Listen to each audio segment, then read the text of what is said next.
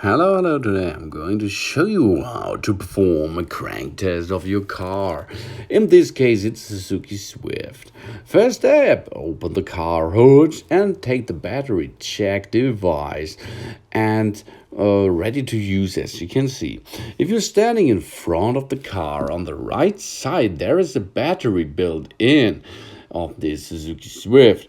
And there are two poles, one red pole and one black pole. The red pole is signed by using the plus pole, and the red pole contains the plus, and the black is the minus pole. After you are switching on the cables, you can see that the device is booting. And now it's time to have a short test of the battery. If the battery is good or not good, you can perform it by using this battery tester. You only have to make a setup because of the settings on top or label of your battery, but you do not have to do this because we are going to perform a crank test.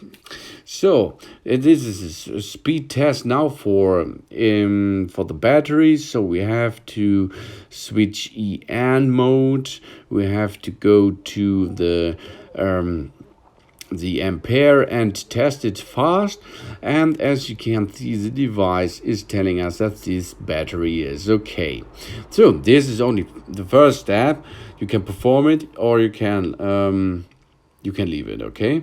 That you do not have to do. But it's a good, important thing to know that your battery is in a good shape.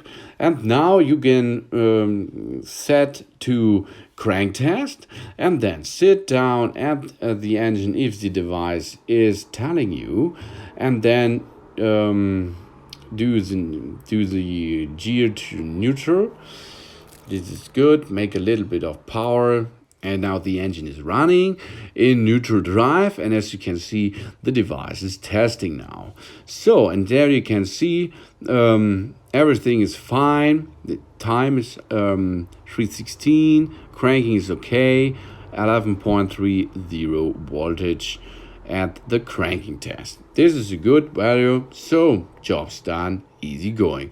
This easy using performing device tells you that your cranking test is okay or not okay, and this all is seeing at the display.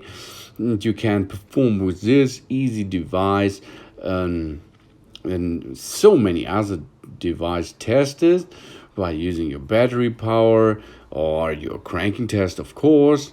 But the cranking test is okay now, so you can switch off the engine and make a little bit of more power to make a test, perform a test for the alternator.